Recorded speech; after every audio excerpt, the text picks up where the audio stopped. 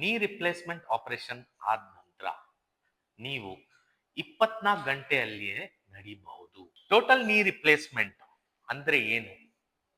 ಮೊಣಕಾಲ್ ಬದ್ಲಿ ಶಸ್ತ್ರಚಿಕಿತ್ಸೆ. ಇದು ಯಾರಿಗ್ ಬೇಕು?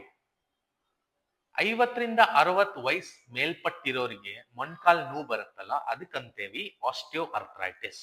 ಅದರಲ್ಲಿ 4 ಗ್ರೇಡ್ ಇರುತ್ತೆ. ಗ್ರೇಡ್ 1, ಗ್ರೇಡ್ 2 ಸರ್ಜರಿ ಬೇಡ. ನಮ್ಮ ಲೈಫ್ ಸ್ಟೈಲ್ ಮಾಡಿಫಿಕೇಶನ್, ಕೆಲವೊಂದು ಎಕ್ಸರ್ಸೈಸಸ್, ಕೆಲವೊಂದು ಇಂಜೆಕ್ಷನ್ ಬರುತ್ತೆ, PRP injection, hyaluronic acid injection, ಮತ್ತೆ ಕೆಲವೊಂದು ಮೆಡಿಕೇಶನ್ಸ್. ಇದಿಷ್ಟು ಮಾಡಿದ್ರೆ ಸಾಕು.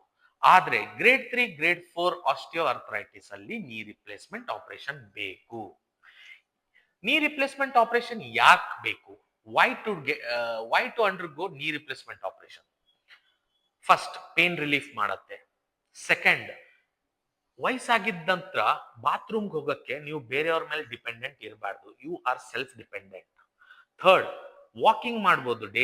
ಡೈಲಿ ವಾಕಿಂಗ್ ಮಾಡಿದ್ರೆ ಗುಡ್ ಬ್ಲಡ್ ಸರ್ಕ್ಯುಲೇಷನ್ ಆಗಿ ಶುಗರ್, BP ಕಂಟ್ರೋಲ್ ಎಲ್ಲ, ಬೇರೆ ಕಾಯಿಲೆ ಎಲ್ಲ ದೂರ ಇರುತ್ತೆ. ಫೋರ್ತ್, ಪೇನ್ ಫ್ರೀ ಆಗಿ ನೀವು ಬೇರೆ ಕಡೆ ಎಲ್ಲ ಟ್ರಾವೆಲ್ ಮಾಡ್ಬೋದು, ಫ್ಯಾಮಿಲಿ ಫಂಕ್ಷನ್ಸ್ಗೆಲ್ಲ ಹೋಗ್ಬೋದು, ದೇವಸ್ಥಾನಗೆಲ್ಲ ಹೋಗ್ಬೋದು. ನೀ ರಿಪ್ಲೇಸ್ಮೆಂಟ್ ಅಲ್ಲಿ ನಾವ್ ಏನ್ ಮಾಡ್ತೀವಿ?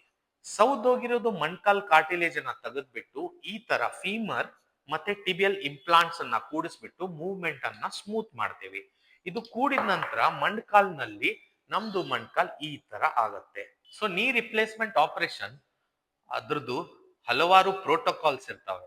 ಅದನ್ನ ಫಾಲೋ ಮಾಡಿದ್ರೆ it's a safe and a very successful surgery. So it is the best gift you can give to your elders and elderly parents for a independent, pain-free life.